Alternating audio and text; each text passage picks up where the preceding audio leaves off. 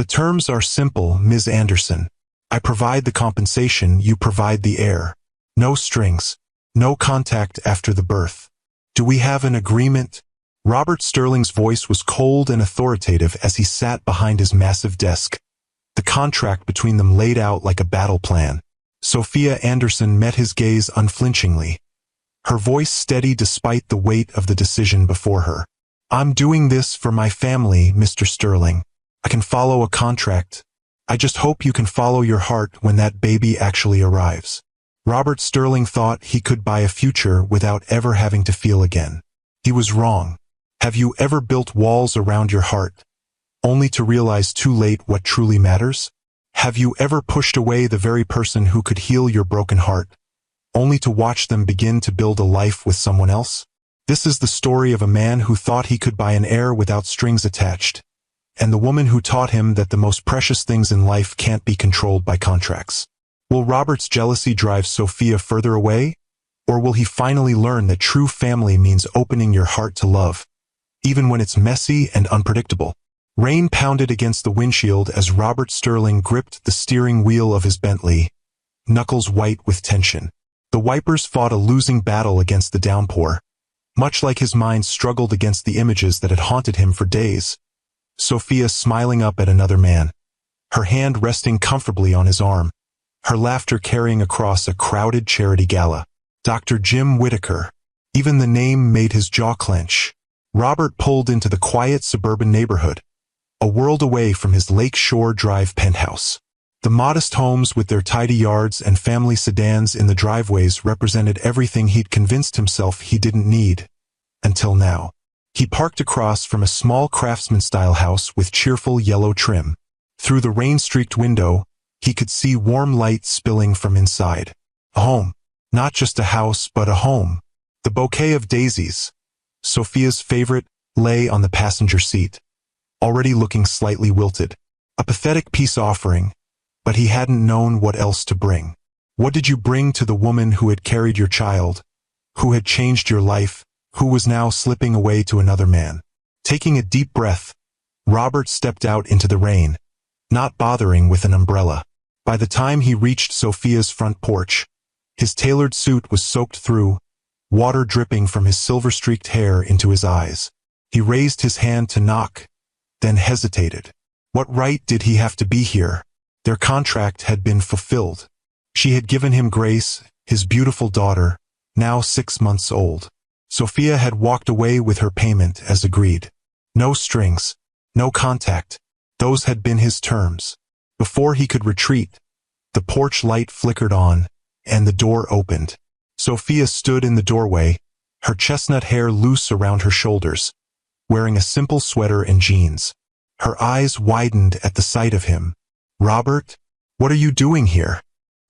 He stood there, dripping on her welcome mat, the once immaculate CEO of Sterling Innovations reduced to a sodden, desperate man clutching drooping flowers. I saw the pictures, he said, his voice rough.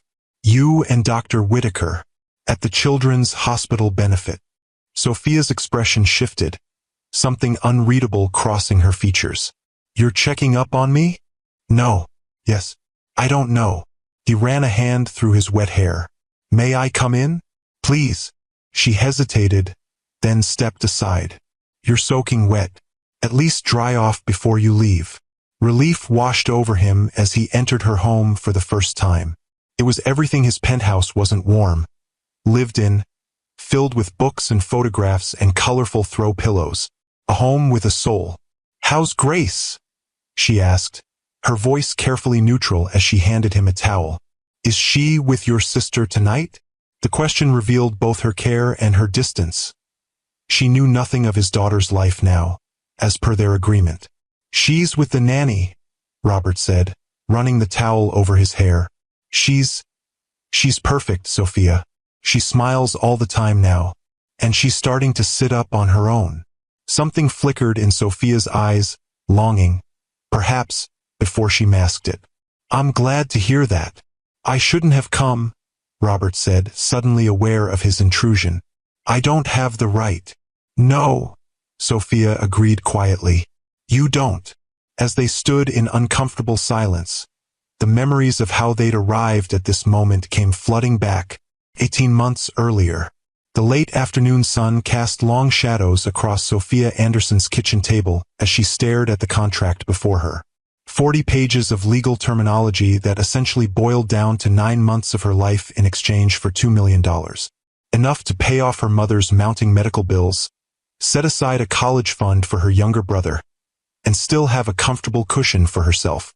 "Take your time, Ms. Anderson," said the silver-haired attorney sitting across from her. "Mr. Sterling wants to ensure you understand every detail before signing."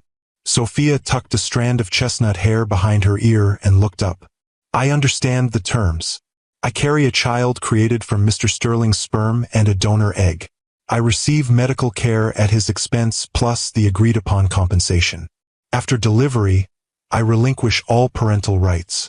Her voice remained steady, professional. "The contract is clear." What the contract couldn't capture was why she, a 32-year-old elementary school teacher with a master's degree and a close-knit community, would agree to such an arrangement. It couldn't explain how she'd spent her 20s caring for her father through his long illness, postponing her own dreams of marriage and motherhood, or how, just when she'd begun to rebuild, her mother's diagnosis had arrived like a cruel echo. The attorney nodded. "Mr. Sterling is a very private person. He prefers to keep emotional complications to a minimum." "I'm not looking for complications either," Sophia said, picking up the pen. "Just fulfilling the agreement." Her eyes fell on the final clause of the contract, the one Robert Sterling himself had added in his own handwriting during their only face-to-face meeting before today. Upon delivery and transfer of the child to the intended parent, all contact between the surrogate and the intended parent shall cease permanently. No visitation rights, no updates, no future contact of any kind is permitted or expected. When she'd first read those words, they had seemed unnecessarily harsh, even cold. But Sterling's attorney had explained his client's reasoning. Mr. Sterling believes clean breaks are best for all parties. No lingering attachments, no messy emotions, no confusion for the child. As she signed her name on the final page, she wondered briefly about the man behind this contract, Robert Sterling, CEO of Sterling Innovations, whose face occasionally graced business magazines. Widowed, no children, reportedly married to his work. A man who wanted an heir but not the messiness of relationships.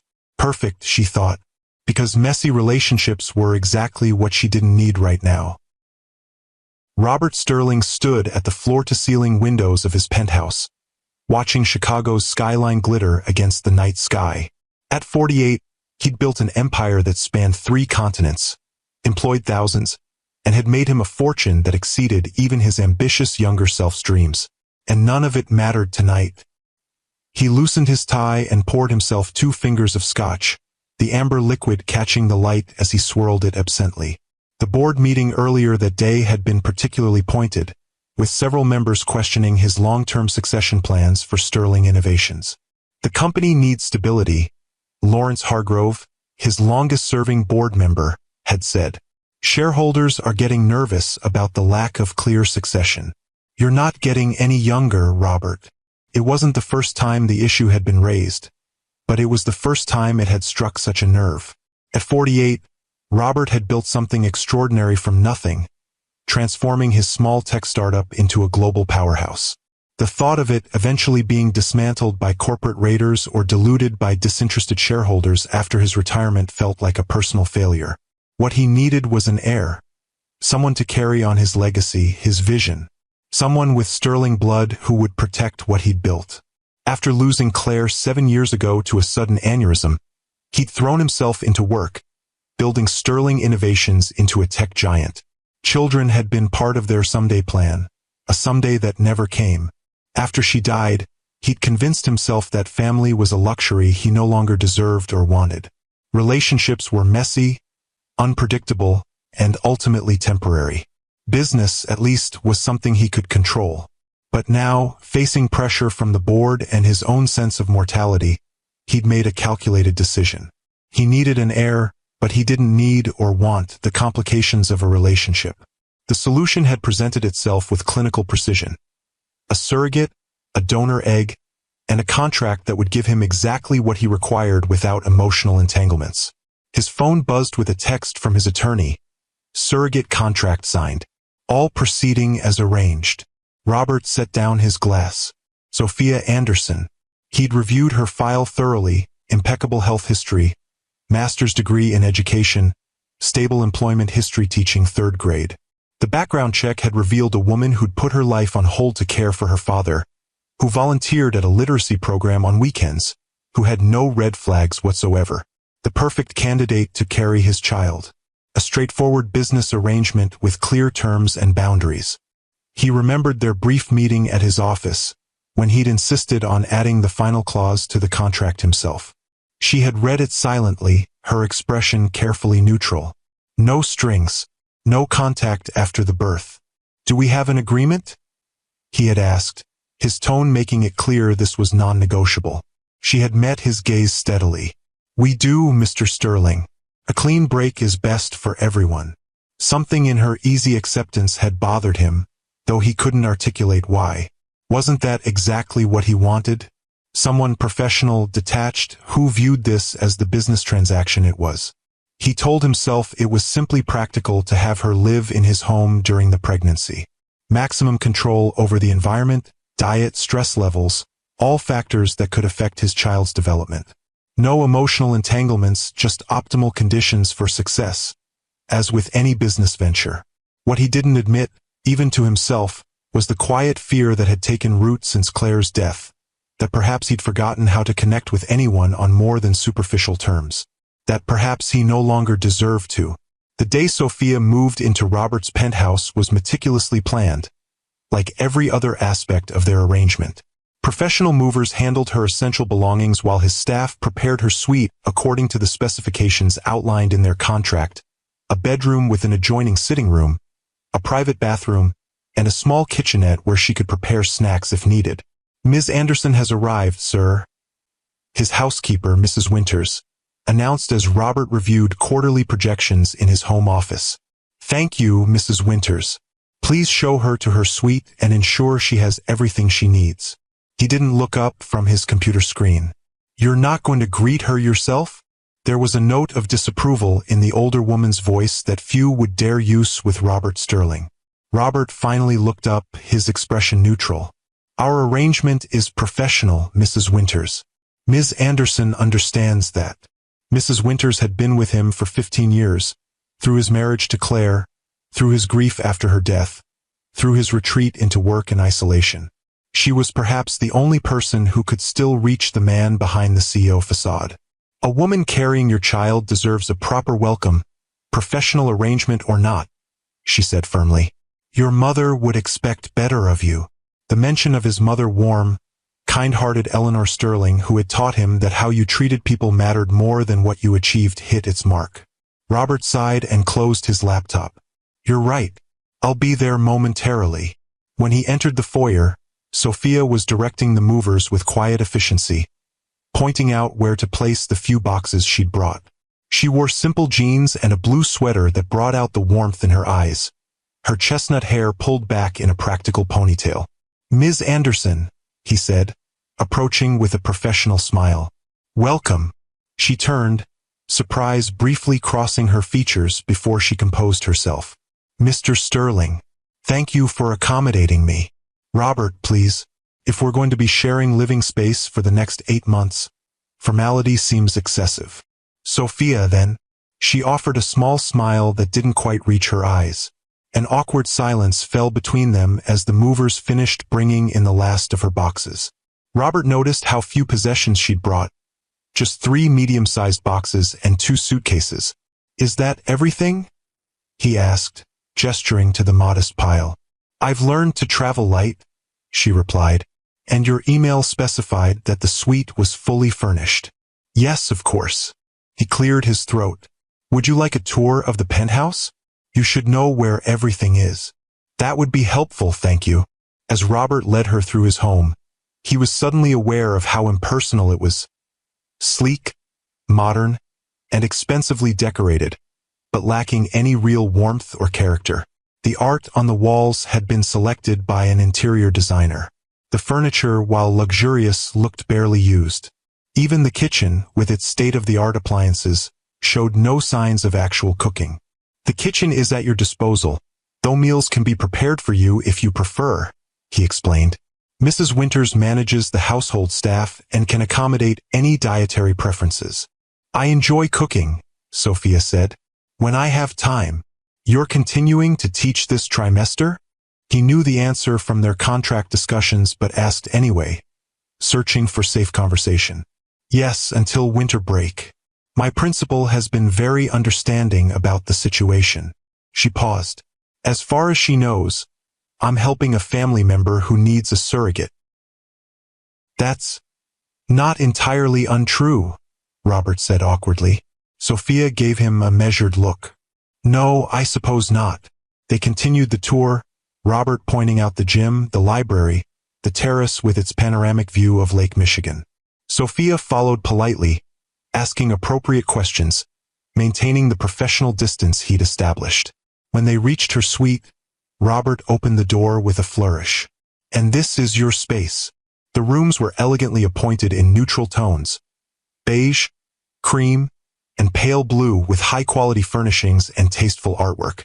Comfortable but impersonal, like a luxury hotel suite. It's lovely, Sophia said, stepping inside. Thank you. The bathroom has been stocked with premium toiletries, but if you prefer specific brands, just let Mrs. Winters know. The closet should have adequate space for your things. The sitting room can be used as a workspace if you need to prepare lessons. He gestured to a small desk by the window. Wi-Fi information is in the welcome packet on the coffee table, along with the security codes and other household information. Sophia nodded, taking it all in. You've thought of everything. I believe in thorough preparation. He checked his watch. I have a conference call in 15 minutes. Will you be comfortable settling in on your own? Of course. Her voice was polite but distant. I wouldn't want to disrupt your schedule. Dinner is typically served at 7, but you're welcome to eat whenever is convenient for you. Just inform Mrs. Winters of your preference. Thank you, Robert. He nodded and turned to leave, then paused at the door. Sophia. Yes. I appreciate what you're doing. I want you to be comfortable here. For a moment, her professional mask slipped, and he glimpsed something vulnerable in her eyes. I'm sure I will be. As Robert walked back to his office, he told himself that the arrangement was proceeding exactly as planned. Professional, efficient, no complications. So why did he feel like he'd already failed at something important? The morning sickness hit Sophia like a tidal wave in her 6th week. One moment she was preparing for her day, and the next she was rushing to the bathroom, barely making it before emptiness overtook her. She'd been living in Robert's penthouse for 2 weeks, and true to his word, their paths rarely crossed. He left for the office before she woke, returned after she'd retired to her suite, and their interactions were limited to brief, formal exchanges about medical appointments and dietary requirements. Until this morning, as she knelt on the cool tile floor, trying to catch her breath between waves of nausea, a knock came at the bathroom door. Sophia. Robert's voice, usually so controlled, held a note of concern. Are you all right? Fine, she managed weakly. Just morning sickness. A pause, then, may I come in? The request was so unexpected that Sophia didn't immediately answer. The door opened slightly, and Robert appeared, impeccably dressed for work but with an uncharacteristic furrow of worry between his brows. I've brought you some tea, he said, setting a steaming mug on the counter. Peppermint. It might help. Sophia stared at him in surprise, then at the mug. Thank you. He hesitated, clearly uncomfortable with the situation but unwilling to simply walk away. Is there anything else you need? She shook her head, then immediately regretted the movement as another wave of nausea hit. Robert surprised her by kneeling beside her, his hand tentatively touching her back. Breathe through it, he said quietly. Slowly. When the wave passed, Sophia looked at him with new curiosity. You seem to know a lot about morning sickness. A shadow crossed his face. My mother used to make this tea for my sister when she was pregnant with my nephew. She swore by it. It was the first personal detail he'd shared, the first acknowledgement that he had a family, a history beyond the successful businessman she'd contracted with. Does it work? Sophia asked, reaching for the mug. According to my sister, yes. A ghost of a smile touched his lips. Though she claimed it was my mother's love that was the real medicine. The unexpected softness in his voice caught Sophia off guard. This was a different Robert Sterling than the cold, controlling CEO she'd met at the fertility clinic. Your mother sounds like a wise woman, she said, taking a cautious sip of the tea. She was. His expression closed again, the brief glimpse of warmth disappearing behind his usual mask. I have a meeting I can't miss, but Mrs. Winters will be available if you need anything. Just like that, he was back to business mode, the brief glimpse of humanity tucked away behind his controlled facade. I'll be late this evening, he continued. There's an investor dinner I can't avoid. But I've asked Mrs. Winters to check on you periodically. That's not necessary, Sophia said, slowly rising to her feet. I'm perfectly capable of managing morning sickness on my own. Something flickered in his eyes. Frustration, perhaps, or concern he didn't know how to express. Nevertheless, she'll be available if you need anything. He turned to leave, then paused at the door. The first ultrasound is scheduled for next Tuesday. I've cleared my calendar to attend. For liability reasons? Sophia couldn't help asking, a hint of challenge in her voice. Robert met her gaze, and for a moment, his carefully maintained mask slipped. No, he said quietly, because I want to be there. With that surprising admission, he left, leaving Sophia to wonder about the complex man behind the controlled exterior, and why it suddenly mattered to her to understand him. The first ultrasound appointment changed something fundamental between them. Robert had arrived at the obstetrician's office precisely 5 minutes early, having rescheduled a crucial investor meeting without hesitation. He found Sophia already in the waiting room, looking pale but composed in a simple green dress that brought out the warmth in her eyes. Mr. Sterling, she greeted him with a small smile. You didn't need to come to this one. It's just confirmation and dating. I wanted to be here, he said simply, echoing his words from the bathroom days earlier. The technician called them back moments later, leading them to a dimly lit room where Sophia settled onto the examination table. Robert stood awkwardly by the door until she glanced at him and then at the chair beside her. You can sit, she said softly. You'll see better. He moved to the chair, maintaining a careful distance that still felt too intimate in the small room. The technician applied gel to Sophia's still flat abdomen and began moving the wand, explaining what they were looking for. And then, suddenly, there it was on the screen. A tiny fluttering light, a heartbeat. There's your baby, the technician said cheerfully, measuring right on track at 8 weeks. Strong heartbeat at 160 beats per minute. Your baby. The words hit Robert with unexpected force. Not an embryo, not a contract, but a baby, his child, alive and growing. Without thinking, he reached out, his hand finding Sophia's on the examination table. She looked at him in surprise, but didn't pull away, her fingers warm beneath his. Would you like to hear the heartbeat? The technician asked. At their nods, she flipped a switch, and suddenly the room filled with a rapid, rhythmic whooshing sound. Their baby's heartbeat, strong and insistent. Robert felt something crack inside him, a fissure in the walls he'd built around his heart since Claire died. He tightened his grip on Sophia's hand, unable to speak, unable to process the surge of emotion threatening to overwhelm his carefully maintained control. Sophia glanced at him, and what she saw in his face made her squeeze his hand in return. It's amazing, isn't it? She said softly. Yes, he managed, his voice rough with emotion. Amazing. The moment stretched between them, intimate and unguarded, until the technician finished her measurements and handed Sophia a towel to wipe away the gel. I'll print some pictures for you, she said, leaving them alone in the dimly lit room. Robert reluctantly released Sophia's hand, reality rushing back as the spell of the moment broke. What was he doing? This wasn't part of their agreement. No strings attached. No emotional entanglements. A clean break after the birth. "I apologize," he said stiffly, retreating behind his professional facade. "That was unprofessional of me." Sophia studied him for a long moment, her expression unreadable. "It's a natural reaction, Robert. Hearing your child's heartbeat for the first time is overwhelming for anyone."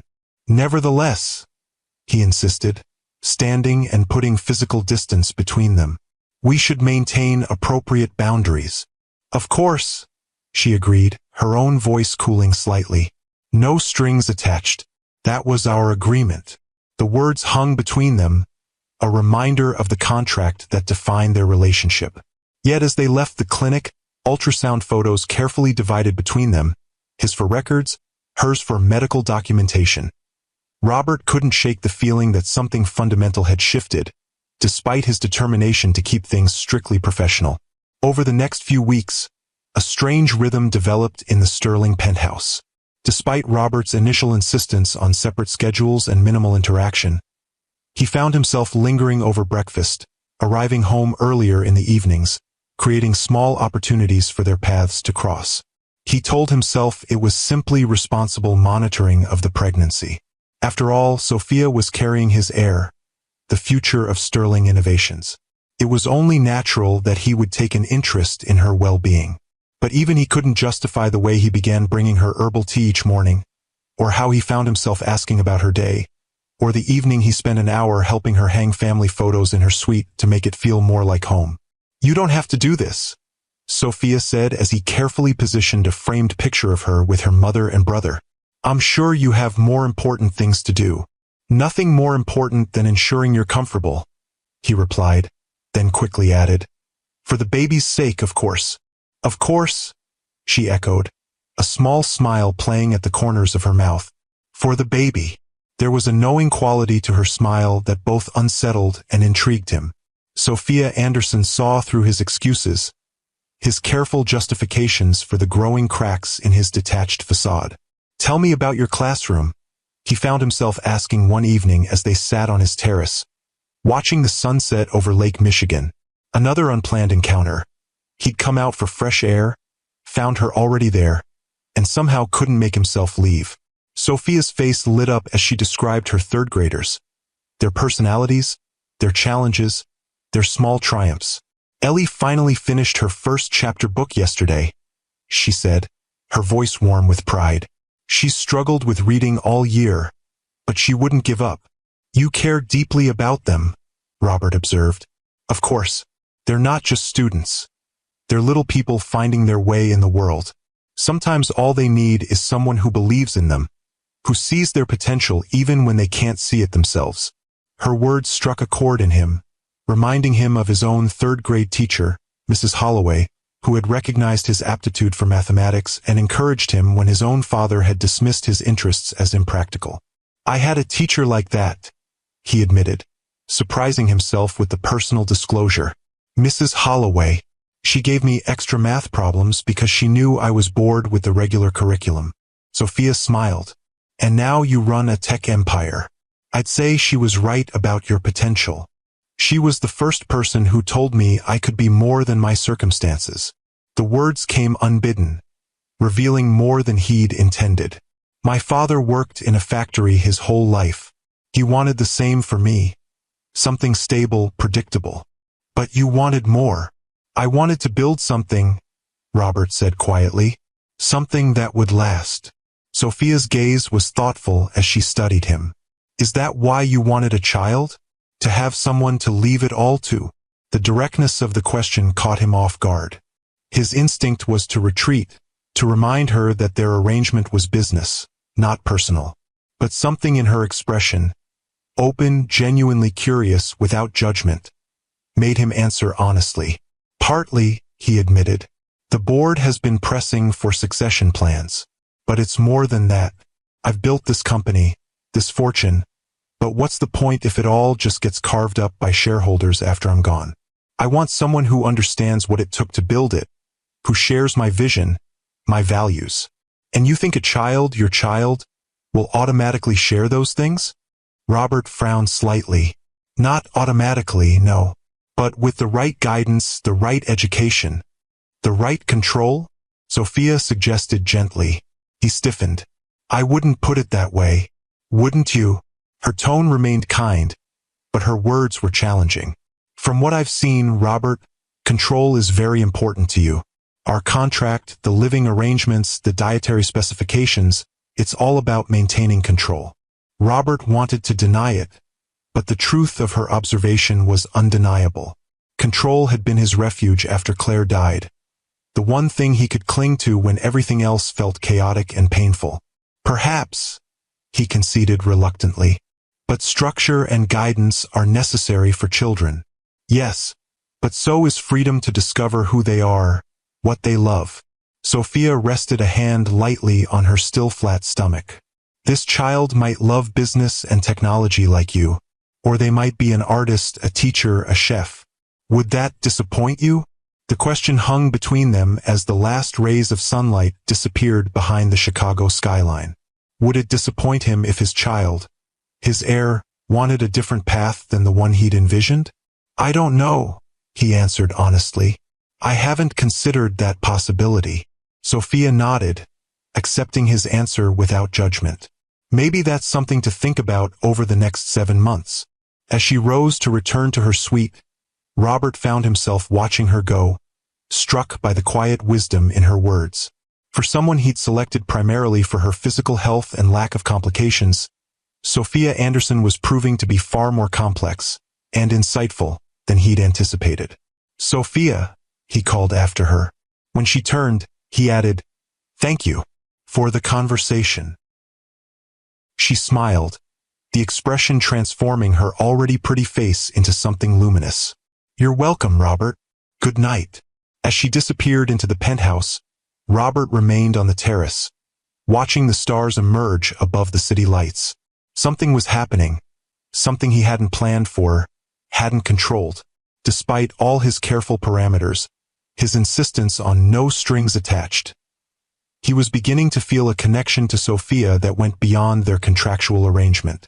And that, he reminded himself firmly, was dangerous territory indeed.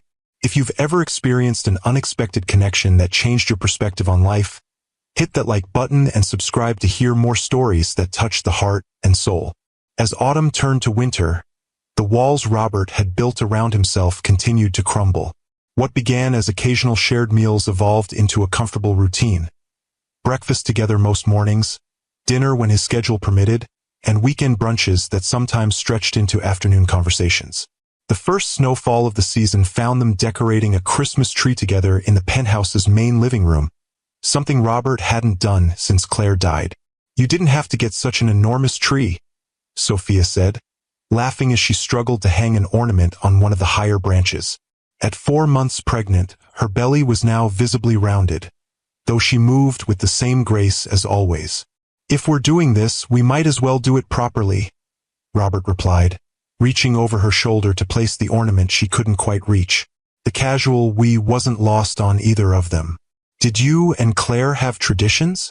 Sophia asked carefully. It was the first time she'd directly mentioned his late wife, though she knew the basic facts of his marriage. Robert stilled, the ornament in his hand momentarily forgotten. "Yes," he said finally. "We used to drive up to a tree farm in Wisconsin. Claire insisted on cutting down our own tree, even though I offered to have one delivered every year." "She sounds like she knew what mattered," Sophia said softly. "She did." A small smile touched his lips at the memory. "After she died, I stopped celebrating. It seemed pointless.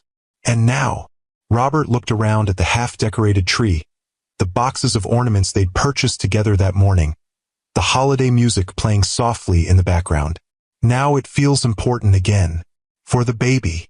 For you," he didn't say, "because you've brought something back to life in me that I thought was gone forever." "What about your family?" he asked, changing the subject. "Will you miss being with them for Christmas?" "My mother and brother are coming for Christmas Eve dinner," Sophia said, carefully unwrapping another ornament. "I hope that's all right. I should have asked first." "Of course it's all right. This is your home too, for now."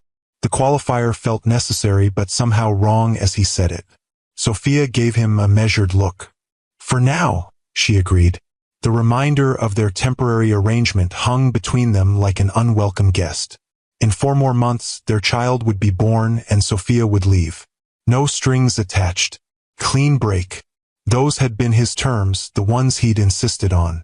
So why did the thought now fill him with a cold dread? I've been thinking, Robert said, focusing intently on arranging a string of lights. We should start discussing names. Names? Sophia's surprise was evident. For the baby, unless you'd prefer not to be involved in that decision. He tried to keep his tone neutral, though the question was anything but, I assumed you'd want to choose the name yourself. Since. She trailed off, not needing to complete the thought. Since I won't be part of the child's life. I value your input, Robert said carefully. You're an educator. You understand the importance of names. It was a weak justification for what he really wanted, to share this decision with her, to create one more connection between them, one more reason for her to stay in their lives beyond the terms of their contract. Well, Sophia said after a moment, if it's a girl, I've always loved the name Grace. Grace, Robert repeated, testing the name. It's beautiful, simple but elegant. And if it's a boy? What about James? He suggested. After my grandfather. He was the one who encouraged my interest in technology.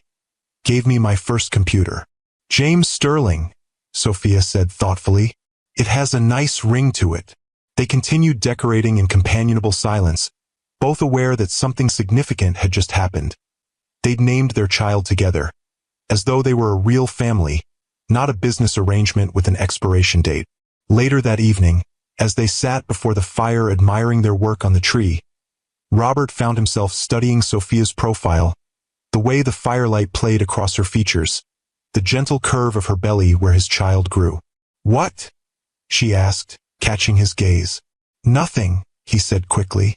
Just, thank you, for today, for bringing Christmas back into this house. Sophia smiled, the warmth of it reaching her eyes. Everyone deserves a little magic in their life, Robert. Even CEOs who think they can control everything. He laughed softly, acknowledging the gentle teasing. I'm learning that some things can't be controlled. And how does that feel? She asked, her voice quiet but intent. Robert considered the question, looking at the twinkling lights of the Christmas tree, at the woman beside him whose presence had somehow transformed his sterile penthouse into something that felt like a home again. Terrifying, he admitted. And necessary. Their eyes met, and for a moment, Robert felt an overwhelming urge to reach for her hand, to pull her closer, to acknowledge the connection growing between them despite all his careful boundaries. But before he could act, Sophia winced slightly, her hand going to her belly. Are you all right? He asked, immediately concerned. Her face broke into a radiant smile. The baby's kicking. Here. Without thinking, she took his hand and placed it on the curve of her stomach. Robert froze at the contact, then felt it. A distinct flutter against his palm. His child making their presence known. The sensation was so intimate, so miraculous, that he found himself speechless. That's our baby, he whispered, all replacing his usual composure. Yes, Sophia said softly. That's Grace. Or James. In that moment, with his hand on her belly and their child moving beneath his touch, Robert Sterling knew he was in serious trouble. Because despite all his careful planning, despite the contract with its clear terms and boundaries, he was falling for Sophia Anderson, and he had no idea what to do about it. The holidays brought unexpected warmth to the Sterling penthouse. Robert's sister, Catherine, insisted on throwing a baby shower, despite his protests that it was premature and unnecessary. Don't be ridiculous, Robbie, she said, using the childhood nickname he pretended to hate. Every baby deserves to be celebrated, and every mother-to-be deserves a shower. Sophia isn't. He began, then stopped himself. Isn't what? Isn't the mother? Biologically, no. But in every other way that mattered. Isn't what? Catherine pressed, her eyes narrowing suspiciously. Because if you're about to say she isn't family, I'm going to remind you that she's carrying my niece or nephew, which makes her family in my book. Robert sighed, knowing when he was beaten. Fine, but keep it small. Sophia doesn't like a lot of fuss. Catherine's shower turned out to be anything but small. She invited her entire circle of friends, several of Robert's female executives, and even managed to contact Sophia's mother and a few of her teaching colleagues. The penthouse was transformed with pastel decorations, catered food, and enough baby gifts to fill a small store. Robert had planned to make himself scarce during the event. Baby showers were women's territory, after all, but found himself lingering at the edges, watching as Sophia opened gift after gift, her laughter and genuine delight warming something inside him. You should join us, his mother-in-law Eleanor said, appearing beside him with a plate of cake. It's your baby too. I don't want to intrude, he said awkwardly. This seems like women's business. Eleanor gave him a look that reminded him forcefully of Claire. Nonsense. Being a father isn't about standing on the sidelines, Robert. It's about being present, even for the parts that make you uncomfortable. Reluctantly, he allowed himself to be drawn into the circle, sitting beside Sophia as she opened the remaining gifts. Their shoulders brushed occasionally, and each time, he felt that now familiar jolt of awareness. This one's from Robert, Catherine announced, handing Sophia a small, elegantly wrapped package. Sophia looked at him in surprise. You didn't have to get anything. Open it, he said quietly. Inside was a delicate silver locket on a chain. When Sophia opened it, she found a tiny copy of their most recent ultrasound photo on one side. The other side was empty. For after the birth, Robert explained. So you'll always have a picture of the baby. The room had gone quiet, everyone aware of the significance of the gift. It wasn't just a piece of jewelry. It was an acknowledgement of Sophia's role, of her connection to the child she was carrying but would not raise. Thank you, she whispered, her eyes bright with unshed tears. It's perfect. Without thinking, Robert reached out and squeezed her hand. The gesture was small but intimate, and not lost on the observant women around them. Later, as the party wound down and guests began to leave, Catherine cornered her brother in the kitchen. What exactly is going on between you and Sophia? She demanded without preamble. Nothing, Robert said automatically. We have an arrangement. An arrangement, Catherine repeated skeptically. Is that what you call the way you look at her when you think no one's watching? Or how you've rearranged your entire schedule to be home for dinner every night? Or the fact that you just gave her a locket with your baby's picture in it? It's complicated, he admitted. No, quantum physics is complicated. This is actually quite simple. Catherine's expression softened. You're falling for her, Robbie. And from what I can see, she might be falling for you too. That wasn't part of the plan, he said, running a hand through his hair in frustration. The best things in life rarely are. She patted his arm sympathetically. The question is, what are you going to do about it? What indeed? The contract was clear. After the birth, Sophia would leave with her payment, and they would have no further contact.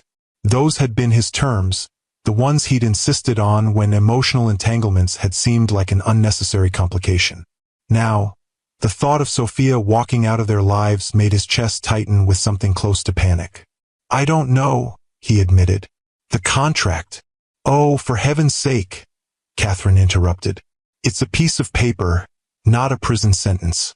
Contracts can be amended. Terms can be renegotiated. She fixed him with a stern look. But only if you're brave enough to admit what you really want. What did he want? The question haunted Robert long after the shower ended. Long after he'd helped Sophia arrange the baby gifts in the nursery they decorated together. Long after he'd bid her good night and retreated to his own room. He wanted his child, yes. But increasingly, undeniably, he wanted Sophia too, her warmth, her wisdom, her way of challenging him while still respecting his boundaries. He wanted the family he'd never allowed himself to imagine after Claire died. But wanting wasn't having, and Robert Sterling had built his empire on calculated risks, not emotional gambles. The thought of laying his heart bare, of risking rejection, of potentially complicating what had begun as a straightforward arrangement. It terrified him in a way that no business challenge ever had. So he said nothing, did nothing, as January turned to February and Sophia's due date drew closer. He told himself there was time, that he would find the right moment, the right words, that somehow he would figure out how to keep her in their lives without admitting how essential she had become to his happiness. It was a coward's approach, and deep down he knew it. The labor began unexpectedly, 3 weeks before Sophia's due date.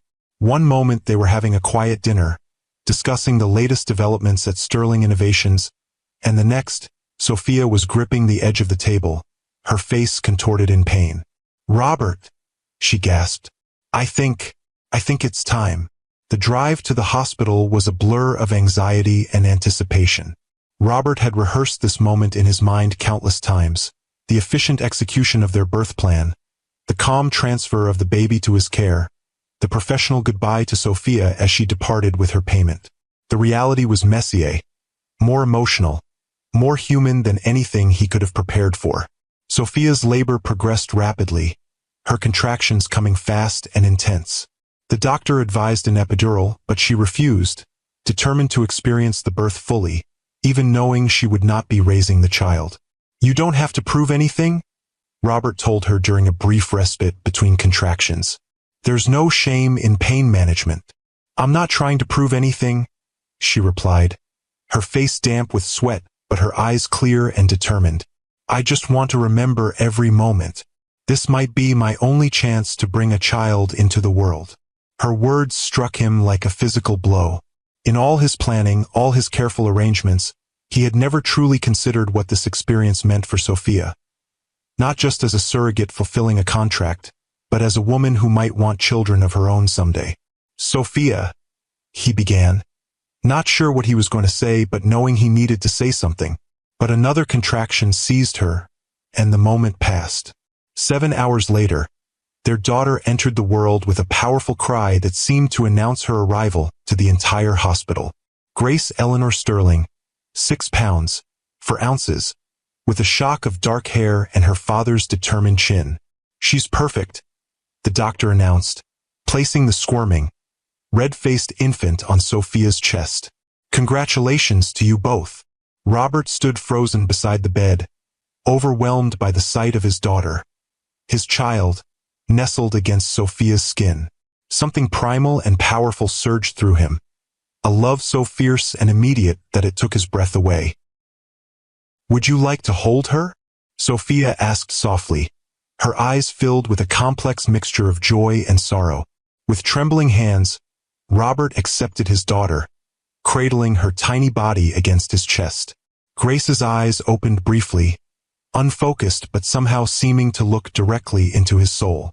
"Hello, Grace," he whispered. "I'm your father." In that moment, looking down at his daughter's face, Robert knew with absolute certainty that he couldn't let Sophia walk away, not just for Grace's sake, but for his own.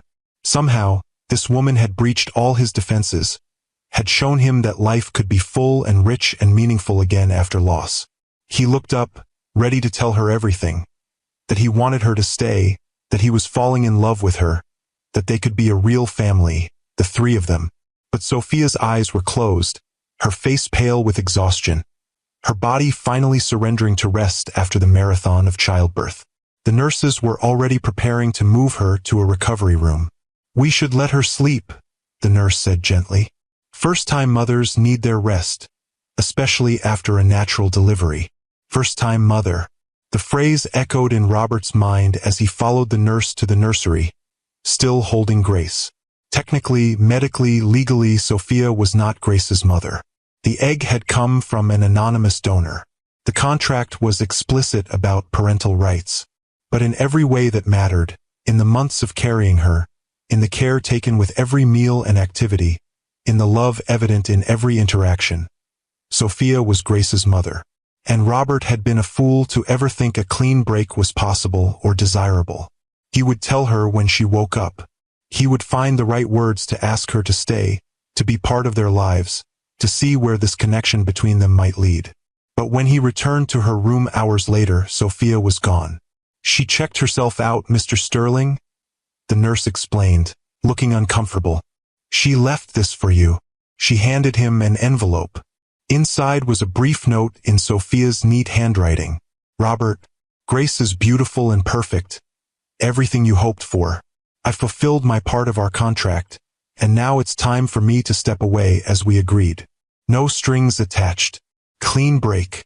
Take care of our daughter. She deserves all the love in the world. Sophia. P.S. I've left the locket in the nursery.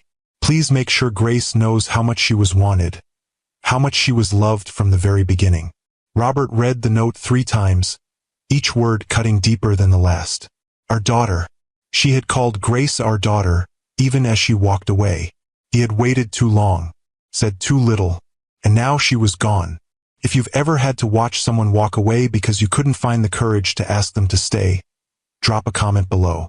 Sometimes the hardest words to say are the ones that matter most. The first weeks of fatherhood passed in a blur of sleepless nights, endless diaper changes, and a bone-deep longing that Robert couldn't shake. Grace was a good baby. Alert, healthy, with a strong appetite and a surprisingly sweet temperament. The team of nannies he'd hired ensured that her every need was met promptly and professionally. But something essential was missing, and they both felt it. She's not settling well at night, the night nurse reported after a particularly difficult evening. It's common for newborns to be restless. But what? Robert pressed, exhaustion making his tone sharper than intended. The nurse hesitated. Babies need more than physical care, Mr. Sterling. They need connection, comfort, a sense of security that comes from consistent caregiving. Are you suggesting I'm not providing adequate care for my daughter? The CEO in him emerged, defensive and authoritative. Not at all, sir. You've provided everything money can buy. The nurse's gentle emphasis on the last words wasn't lost on him. But babies, especially newborns, often do better with fewer caregivers and more parental presence. Robert dismissed her concerns, but the words lingered. He found himself spending more time in the nursery, awkwardly attempting to soothe Grace when she cried, learning her cues and preferences through trial and error. One night, as he paced the nursery floor with a fussing Grace against his shoulder, he found himself humming a lullaby his mother had sung to him, a simple melody he hadn't thought of in decades. Gradually, Grace's cries subsided, her tiny body relaxing against his chest. You like that, don't you? He murmured, continuing to hum. Your grandmother used to sing this to me, and to your Aunt Catherine. As Grace drifted to sleep in his arms, Robert felt a bittersweet ache. This was a moment he should be sharing with Sophia. She should be here, watching their daughter's eyelids flutter closed, sharing knowing smiles over Grace's stubborn refusal to sleep in her crib. But Sophia was gone, honoring the terms of their contract with the same integrity she brought to everything. No strings attached. Clean break. The words that had once seemed so sensible now felt like the biggest mistake of his life. He had his heir, his succession plan secured. Sterling Innovations would continue under Grace's leadership someday, assuming she wanted it. The board was satisfied, the shareholders reassured. So why did success feel so hollow? Catherine arrived the next morning, arms laden with baby gifts and a determined gleam in her eye. You look terrible, she announced, setting down her packages and taking Grace from his arms. When was the last time you slept? Or showered? Good morning to you too, Robert muttered, running a hand through his disheveled hair. I'm fine. We're fine. Clearly. Catherine's skeptical gaze took in his rumpled clothes and the dark circles under his eyes. Where's Sophia? I thought she'd be helping with the transition, at least for a few weeks. Robert stiffened. She left, after the birth, as per our agreement. Your agreement, Catherine corrected, bouncing Grace gently as she began to fuss. Your ridiculous, emotionally stunted agreement that ignored what was obvious to everyone but you. And what was that? He asked, though he already knew the answer. That you're in love with her. Catherine's bluntness was tempered by the affection in her voice. And that she might have feelings for you too, if you'd bothered to ask instead of hiding behind your precious contract. Robert sank into the nursery rocking chair, suddenly too exhausted to maintain his defenses. It's too late now. She's gone. Gone where? Back to her teaching job? To her mother's house? Last time I checked, Chicago was a finite city, not another dimension. Catherine fixed him with an exasperated look. For a brilliant businessman, you can be remarkably dense about personal matters. She made her choice, Robert insisted. She left. Because that's what you told her to do. For months you hammered home this clean break nonsense. What was she supposed to do? Beg to stay when you never gave her any indication that you wanted her to? Catherine's words hit uncomfortably close to the truth. He had never explicitly asked Sophia to stay, had never confessed his growing feelings, had never suggested that their arrangement could evolve into something more permanent. I don't even know if she feels the same way, Robert admitted, voicing his deepest fear. She fulfilled the contract perfectly. Maybe that's all it was to her, a business arrangement. Catherine rolled her eyes. Did you miss the way she looked at you during the baby shower? Or how she always made sure your favorite coffee was ready in the morning? Or the fact that she kept every single ultrasound photo in that journal she thought no one knew about? She kept the ultrasound photos? This was news to Robert. In a leather-bound journal in her nightstand. I saw it when I was helping her organize the baby clothes. Catherine's expression softened. She cared, Robbie. Maybe still cares. But you'll never know if you don't ask. The idea of seeking out Sophia, of laying his heart bare after months of maintaining professional distance, terrified him more than any business negotiation ever had. What if she rejected him? What if she had already moved on, relieved to be free of their arrangement? I need to focus on Grace right now, he said, taking his daughter back from Catherine. She needs stability, routine. She needs her mother, Catherine said bluntly. And you need the woman you love. The rest is just details. After Catherine left, Robert spent hours watching Grace sleep, memorizing the delicate curve of her cheek, the tiny perfection of her fingers. His daughter, his heir, the future he had planned so carefully. But as the weeks passed and Grace grew, changing almost daily from newborn to infant, Robert found himself increasingly haunted by Sophia's absence. He saw her in Grace's expressions, in the determined set of her tiny jaw when she was hungry, in the peaceful way she slept with one hand flung above her head. At night, alone in his bedroom while the night nurse watched over Grace, he would take out the note Sophia had left, reading it again and again, searching for clues, for hope, for anything that might suggest she had wanted to stay. Our daughter, she had written. Not your daughter. Our daughter. 3 months after Grace's birth, Robert finally made a decision. He would find Sophia, talk to her, explain everything he should have said before she left. If she rejected him, at least he would know. The uncertainty was becoming unbearable. His first call was to her school, only to discover she hadn't returned to teaching.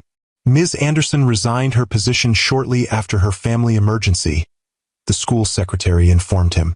Such a shame. The children adored her. His next call was to her mother, whose number he still had from the baby shower invitations. Mrs. Anderson, this is Robert Sterling, he began awkwardly. I'm trying to reach Sophia. A long pause followed. May I ask why?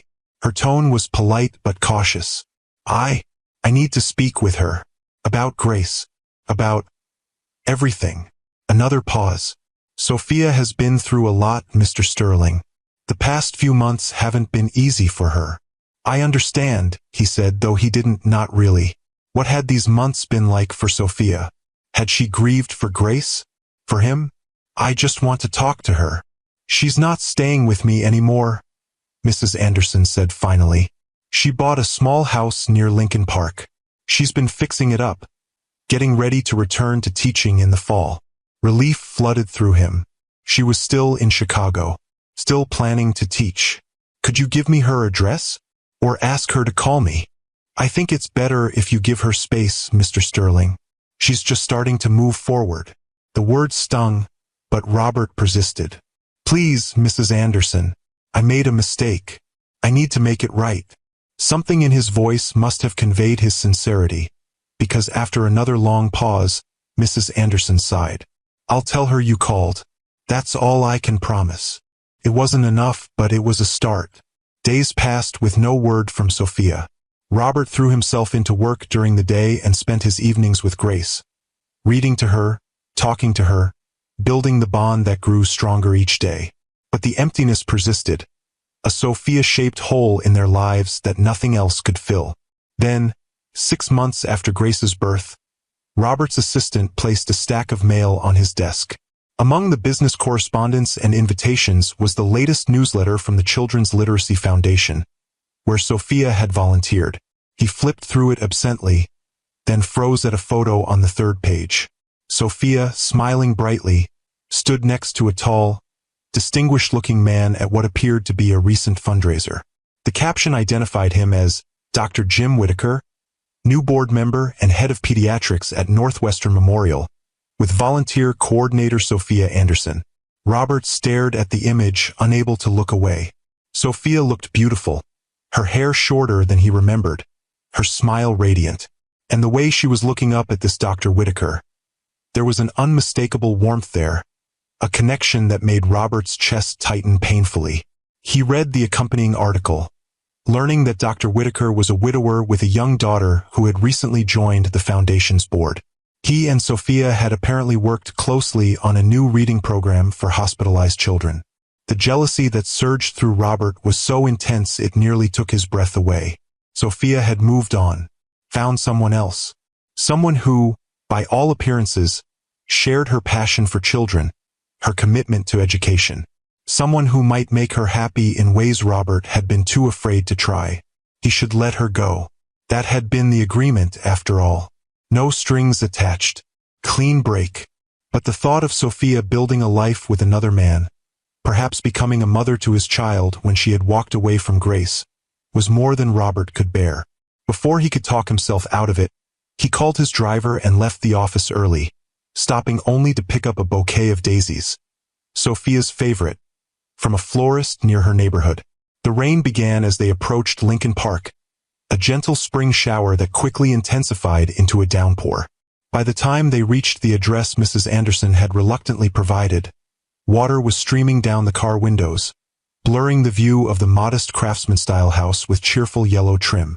"Wait here," Robert instructed his driver, then stepped out into the rain without bothering with an umbrella. By the time he reached Sophia's front porch, his tailored suit was soaked through, water dripping from his silver-streaked hair into his eyes. The daisies in his hand already looked slightly wilted, a pathetic peace offering at best. He raised his hand to knock, then hesitated. What right did he have to be here? Their contract had been fulfilled.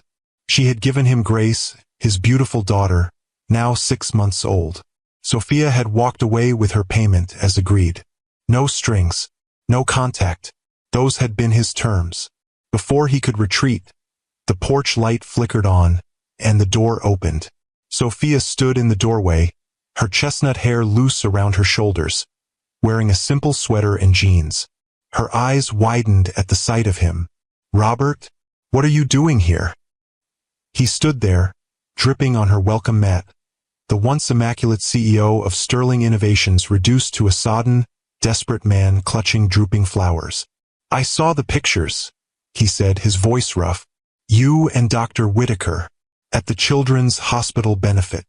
Sophia's expression shifted, something unreadable crossing her features. "You're checking up on me?" "No. Yes. I don't know." He ran a hand through his wet hair.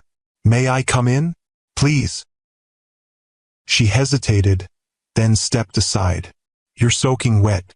At least dry off before you leave." Relief washed over him as he entered her home for the first time. It was everything his penthouse wasn't warm, lived in, filled with books and photographs and colorful throw pillows. A home with a soul. "How's Grace?" she asked, her voice carefully neutral as she handed him a towel. "Is she with your sister tonight?" The question revealed both her care and her distance. She knew nothing of his daughter's life now, as per their agreement. "She's with the nanny," Robert said, running the towel over his hair. She's perfect, Sophia. She smiles all the time now. And she's starting to sit up on her own. Something flickered in Sophia's eyes, longing, perhaps, before she masked it. I'm glad to hear that. I shouldn't have come, Robert said, suddenly aware of his intrusion. I don't have the right. No, Sophia agreed quietly. You don't. An uncomfortable silence fell between them, broken only by the sound of rain against the windows. Robert looked around the cozy living room, noting the framed photos on the mantel, Sophia with her mother and brother, with a group of children who must have been former students, and one that made his heart clench. Sophia in the hospital holding newborn Grace, her expression a complex mixture of joy and sorrow. She had kept a photo of Grace. Despite everything, despite the contract, despite the clean break, she had kept a reminder of the child she had carried but not raised. Why are you really here, Robert? Sophia asked, crossing her arms protectively over her chest. I miss you, he admitted, the words inadequate but honest. Every day, when Grace does something new, my first thought is always that I wish you were there to see it. The penthouse feels empty without you. I feel empty without you. Sophia closed her eyes briefly, as if his words caused her physical pain. Robert, I made a mistake, he interrupted, the confession bursting from him like water through a broken dam. The contract, the terms, the clean break, all of it. I thought I could control everything, keep emotions out of it, but I couldn't. I can't. You can't just decide you want me back in your life and expect me to drop everything, Sophia said, her voice tight with emotion. That's not how this works. That's not how I work. I know, he acknowledged. I know I have no right to ask anything of you, but Grace deserves to know her mother. And he swallowed hard. I deserve to live honestly for once. To admit that I love you and want you in our lives, permanently. Sophia's eyes widened at his declaration. Love? You never once mentioned that word when we were living together, preparing for Grace's birth. Not once, Robert. I was afraid, he admitted. After Claire died, I built walls around myself, convinced that control was safer than connection. By the time I realized what was happening between us, what I was feeling, it seemed too late to change the terms. So what's different now? Sophia asked, her voice steady but her eyes revealing her inner turmoil. I've had 6 months of raising our daughter without you, Robert said simply. 6 months of seeing your smile in her face, of feeling your absence in every room of that penthouse. And then I saw that photo of you with Dr. Whitaker, and I realized I might lose you forever if I didn't finally tell you the truth. The truth being that you're jealous? Sophia challenged. The truth being that I love you, Robert corrected. Yes, I'm jealous. Insanely, irrationally jealous of a man I've never met. But that's not why I'm here. I'm here because I can't bear the thought of you not knowing how I feel, even if it's too late. Sophia turned away, moving to the window to watch the rain.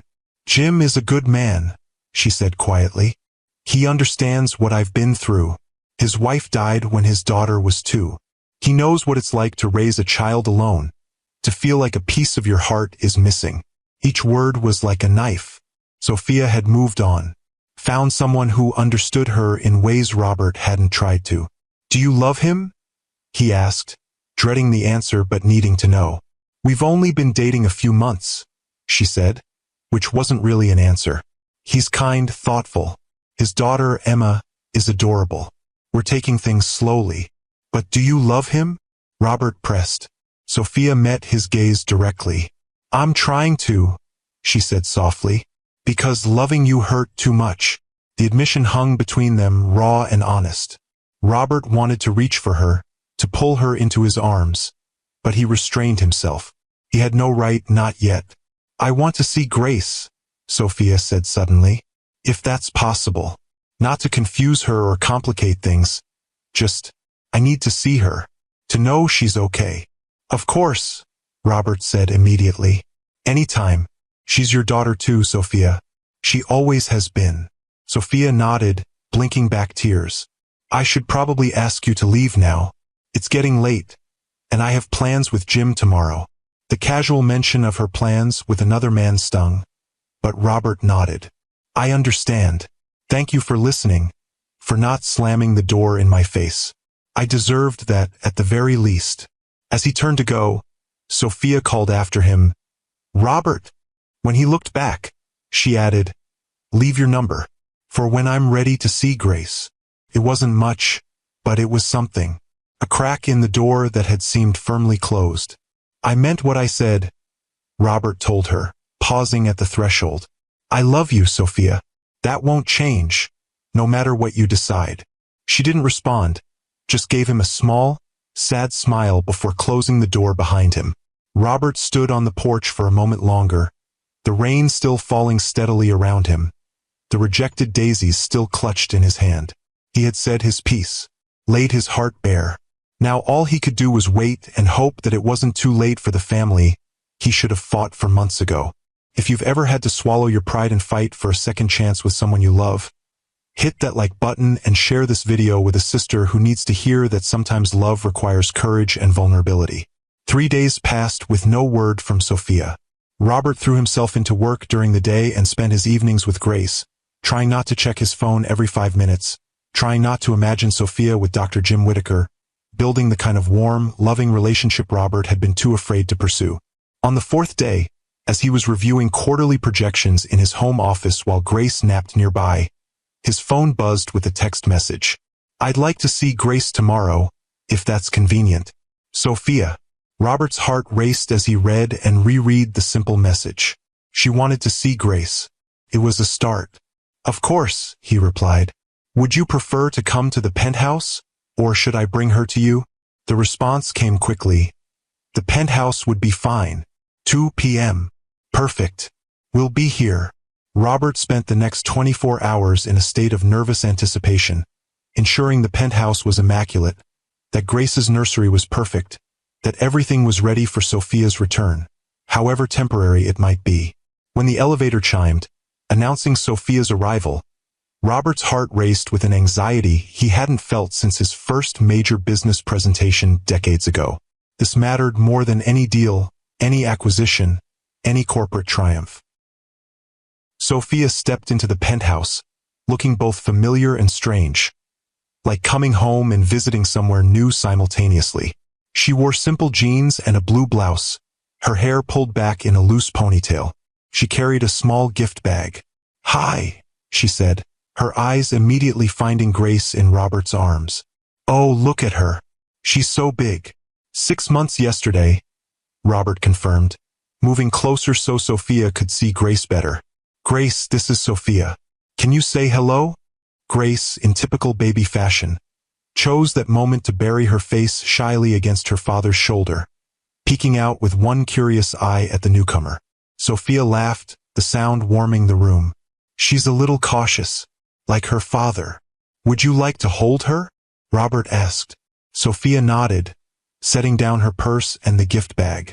When Robert transferred Grace into her arms, the baby stiffened momentarily, then relaxed, studying Sophia's face with solemn interest. Hello, beautiful girl, Sophia whispered, her voice thick with emotion. I've missed you so much. Grace reached up, her tiny fingers touching Sophia's cheek with innocent curiosity. Then, as if recognizing something essential, she broke into a radiant smile, the same one that had been melting Robert's heart for months. Sophia's eyes filled with tears.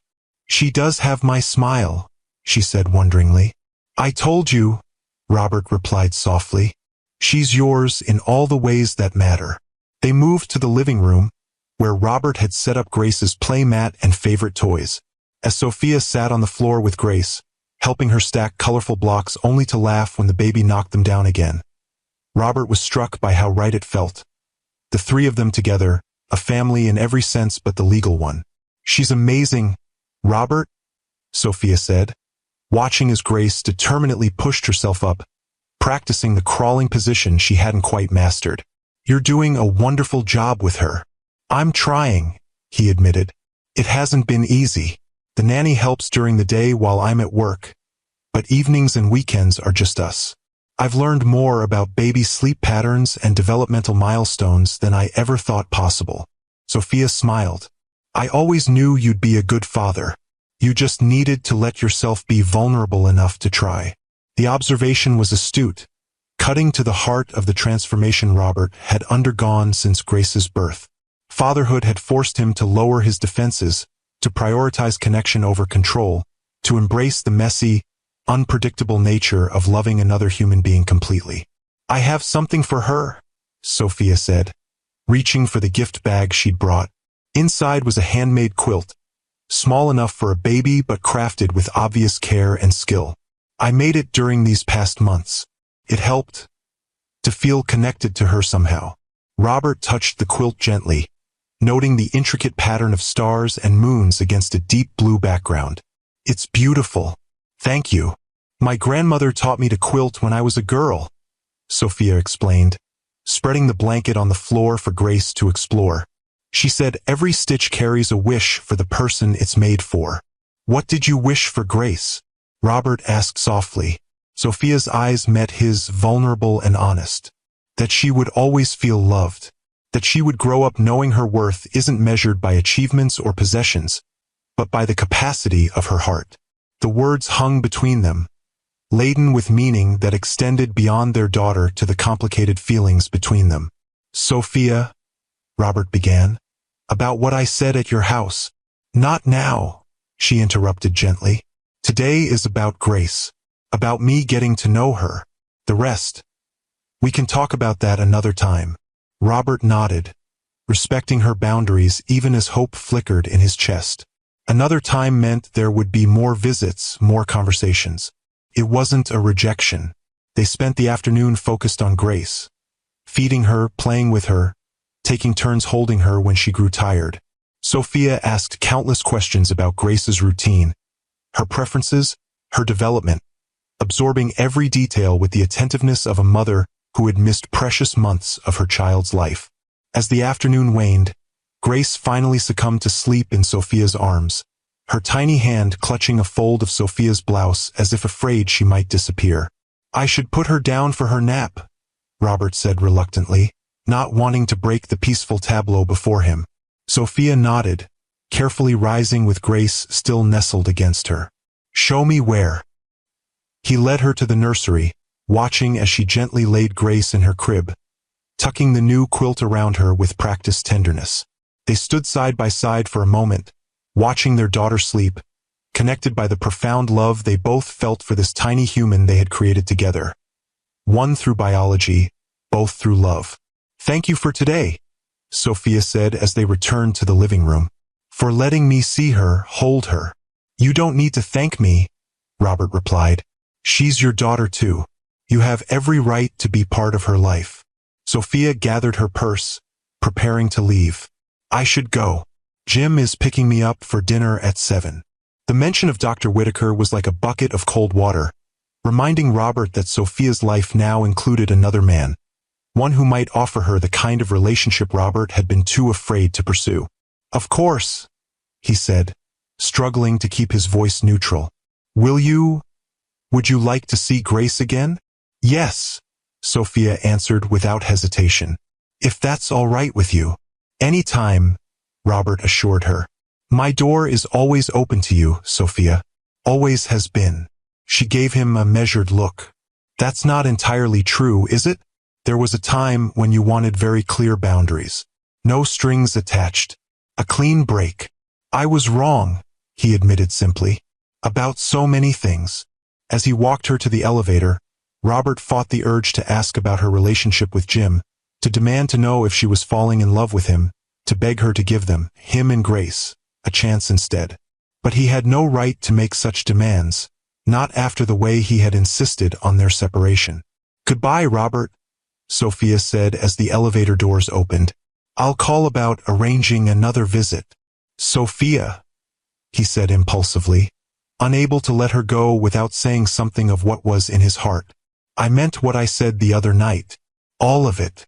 She held his gaze for a long moment, her expression unreadable. I know you did. That's what makes this so complicated.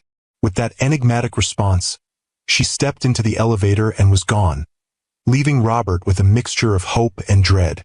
She hadn't rejected his declaration of love outright, but neither had she reciprocated it. And she was still seeing Jim Whittaker, still building a life that didn't include Robert. Over the next few weeks, a new pattern emerged. Sophia visited the penthouse twice a week to spend time with Grace. Sometimes the visits were brief, an hour squeezed between her volunteer work and other commitments. Sometimes they stretched longer, especially on weekends when Robert would take Grace to the park or the children's museum, with Sophia accompanying them like the family they almost were. They carefully avoided discussing Robert's feelings or Sophia's relationship with Jim, focusing instead on Grace and her rapidly developing personality. But the unspoken emotions between them created a tension that grew with each visit, a sense of possibilities unrealized, of words unsaid. Then, 2 months after Sophia's first visit to the penthouse, Robert received an invitation that made his blood run cold. The annual gala for the Children's Literacy Foundation, where Sophia volunteered, the same organization where she had met Jim Whittaker. The invitation included a note mentioning that Dr. Whittaker would be receiving an award for his work establishing reading programs in pediatric wards across the city. Robert's first instinct was to decline. The thought of watching Sophia with Jim, perhaps sitting at his table, applauding his accomplishments, was more than he could bear. But then he reconsidered. If he didn't attend, he was essentially conceding defeat, accepting that Sophia had moved on with a man who, by all accounts, was making significant contributions to causes she cared about deeply. The night of the gala, Robert left Grace with Catherine, dressed in his finest tuxedo, and arrived at the elegant downtown hotel with uncharacteristic nervousness. The ballroom was already crowded with Chicago's philanthropic elite, champagne flowing freely as attendees mingled before dinner. He spotted Sophia immediately, as if his eyes were drawn to her by some magnetic force. She stood near the stage, engaged in conversation with an older couple. She wore a stunning emerald gown that highlighted the graceful curve of her neck, the elegant line of her back. She looked beautiful, confident, at ease in this world of education and philanthropy in a way she never quite had in his corporate sphere. And beside her, his hand resting lightly on her lower back in a gesture of casual intimacy, stood Dr. Jim Whittaker. Robert had seen photos of the man, but in person, he was even more impressive, tall and distinguished, with salt and pepper hair and an air of quiet authority. He looked like the kind of man who saved children's lives by day and read poetry by night. The kind of man who would treat a woman like Sophia with the respect and care she deserved. The jealousy that surged through Robert was so intense it nearly took his breath away. But mixed with it was something else, a grudging respect. Jim Whittaker wasn't some playboy trying to impress Sophia with wealth or status. He was a dedicated physician, a widowed father, a man who shared Sophia's commitment to education and children's welfare. In short, he was worthy competition.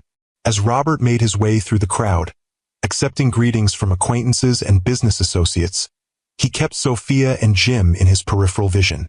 They moved together with easy familiarity, talking and laughing as they worked the room.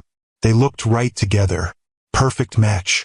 When dinner was announced, Robert found himself seated at a table far from Sophia's, a small mercy that spared him from watching her and Jim up close throughout the meal.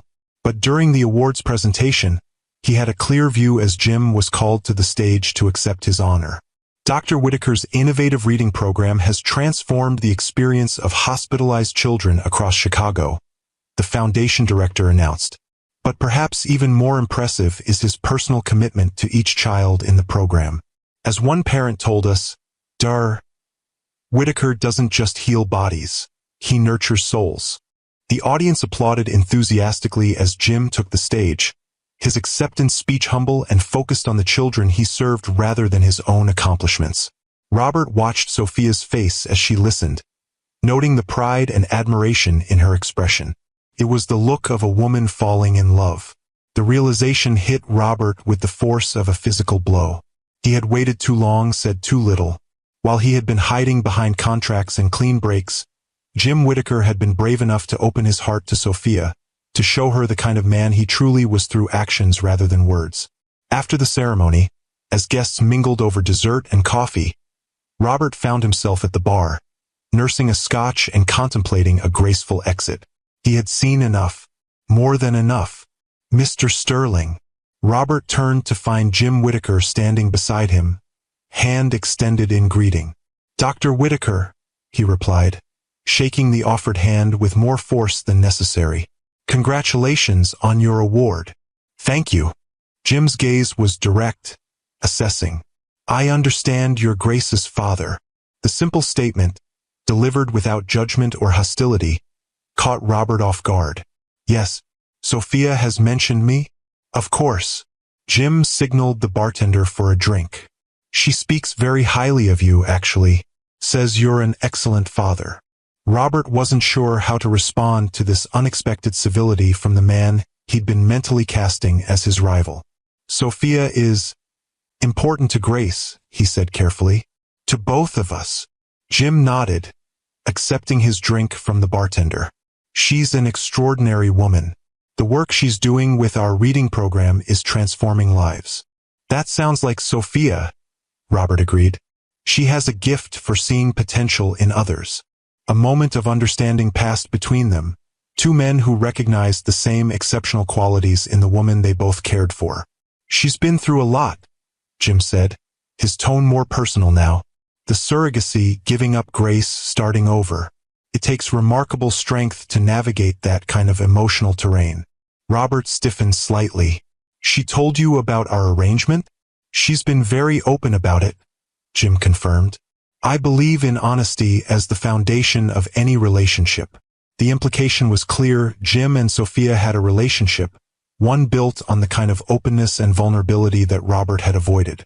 As do I, Robert said, though the words felt hollow given his history with Sophia. Now, Jim studied him for a moment, then said quietly, she still loves you, you know? The words hit Robert like an electric shock. She told you that? She didn't have to. Jim's expression was resigned but dignified. It's in her eyes when she talks about you. In the way she lights up after spending time with Grace. And with you. I don't understand, Robert said, genuinely confused. If you know she has feelings for me, why are you pursuing her? Jim smiled slightly. Because she's worth fighting for. And because I believe people should make choices based on what's in front of them, not what might have been. Before Robert could respond, Sophia appeared beside them, her expression wary as she took in the two men in conversation. Everything all right here? She asked, her gaze moving between them. Just getting acquainted, Jim assured her, placing a gentle hand on her shoulder. Mr. Sterling was telling me about Grace's recent milestones. The easy lie, offered to spare Sophia any awkwardness, increased Robert's grudging respect for the man.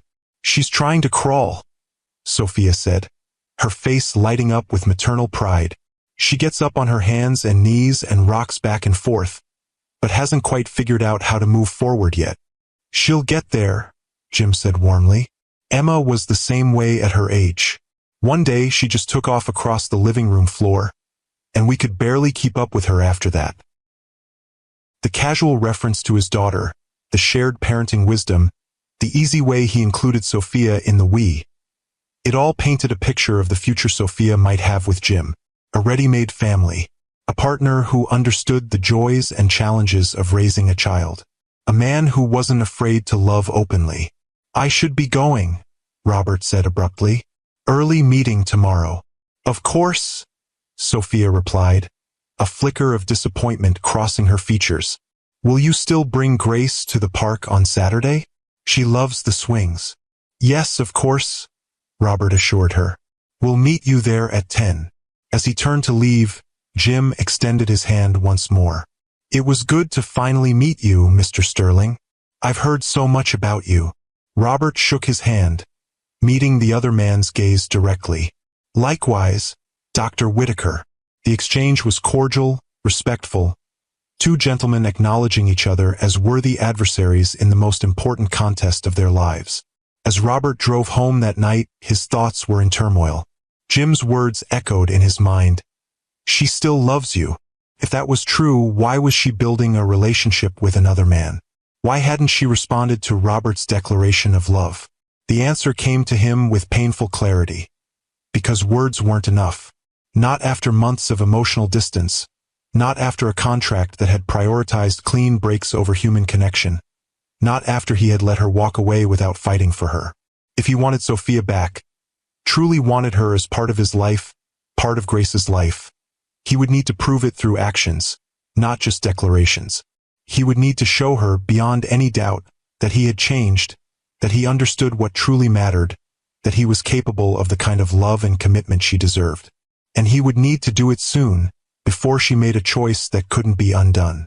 If you've ever had to prove your love through actions, not just words, hit that like button and share this video with someone who needs to hear that sometimes we have to fight for the relationships that matter most. The opportunity came sooner than Robert expected. The following Tuesday, as he was reviewing contracts in his home office while Grace napped, his phone rang with Sophia's number. "Sophia," he answered immediately. "Is everything all right?" "Yes, fine," she assured him, though her voice sounded strained. "I was wondering if I could see Grace today instead of Thursday? Something's come up, and I need to reschedule." "Of course," Robert said without hesitation. "What time works for you? Could I come by around 4? I know it's short notice." "4 is perfect," he interrupted. "Grace will be up from her nap by then." "Thank you, Robert." There was genuine relief in her voice. "I'll see you both then." When Sophia arrived that afternoon, Robert immediately sensed something was wrong. Though she smiled and greeted Grace with her usual warmth, there was a tension in her shoulders, a distraction in her gaze that suggested her mind was elsewhere. "Is everything all right?" he asked as they sat in the living room, watching Grace play with her favorite stuffed animals. Sophia hesitated, then sighed. "Jim asked me to move in with him last night." The words hit Robert like a physical blow, but he kept his expression neutral. "I see. And what did you tell him?" "That I needed time to think." She met his gaze directly. "It's a big step. For me, for him, for his daughter Emma. And for Grace," Robert added quietly. "For us." Sophia nodded, acknowledging the unspoken implications. If she moved in with Jim, it would signal a level of commitment that would change everything. Her relationship with Grace, her feelings for Robert, the tentative family they had been building during her visits. "He's a good man," Robert said, the words costing him dearly but necessary. "I met him at the gala. He clearly cares for you." "He does," Sophia agreed. "He's kind, thoughtful, stable. Emma adores him, and she's taken to me as well. We could have a good life together." "But," Robert prompted, hearing the hesitation in her voice. "But," Sophia continued, her eyes finding Grace as she played contentedly on the floor, "there's Grace, and there's you, and there's this complicated history we share that doesn't fit neatly into any conventional relationship category." Robert's heart raced at her words. She was acknowledging that what existed between them was more than just a business arrangement, more than just co-parenting. It was something deeper, more complex, harder to walk away from.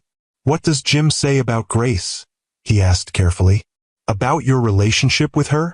"He's been supportive," Sophia said. "He understands how important she is to me, says he's willing to work around my visits with her. But it would be complicated," Robert finished for her. "Living with one man while maintaining a connection to the child you share with another." Sophia nodded, relief in her eyes at his understanding. "Exactly. And it's not just about logistics. It's about emotions, about divided loyalties, about what's best for Grace in the long run." Robert took a deep breath, knowing that what he said next could change everything. "Sophia, I need to ask you something, and I need you to be completely honest with me." She met his gaze, wariness in her expression. "All right. Do you love him?" The question hung between them, direct and unavoidable. Sophia looked away, her fingers absently straightening the edge of Grace's play blanket. "I care for him deeply," she said finally. "He makes me feel valued, respected. We share the same values, the same passion for education and children's welfare. He's everything I should want." "That's not what I asked," Robert pressed gently. Sophia's eyes met his again, vulnerable and honest. I'm not in love with him, she admitted quietly. Not yet. I think I could be, given time. But what? But my heart is still tangled up with you, she whispered, the confession clearly costing her. With Grace. With what might have been if things had been different. Robert's pulse quickened at her words, hope surging through him. Things can be different, he said earnestly. They already are. I'm not the same man who drafted that contract, who insisted on no strings attached. These past months without you, raising Grace alone, they've changed me. Words are easy, Robert, Sophia said, though her tone was gentle rather than accusatory. Actions are what matter. You're right, he acknowledged, and I haven't given you enough evidence that I've truly changed, that I understand what matters now. He moved from his chair to kneel beside her on the floor, close enough to see the flecks of gold in her hazel eyes, but not touching her. Not yet. Give me a chance to show you, he said softly. Not just tell you, but prove to you that I understand what I almost lost, what I'm still at risk of losing if I don't fight for it. Sophia studied his face, searching for something in his expression. What exactly are you asking for, Robert? Time, he said simply. Before you make your decision about Jim, give me 2 weeks to show you what our life could be like together. You, me, and Grace. A real family, not a business arrangement. And if, after those 2 weeks, I still choose Jim? She challenged. Then I'll respect your decision, Robert promised, though the words felt like glass in his throat. I'll continue to welcome you in Grace's life, however you want to be involved, and I'll be civil to Jim for her sake. But I need to know I did everything possible to show you what we could have together before I let you go. Sophia was quiet for a long moment, her gaze moving from Robert to Grace and back again.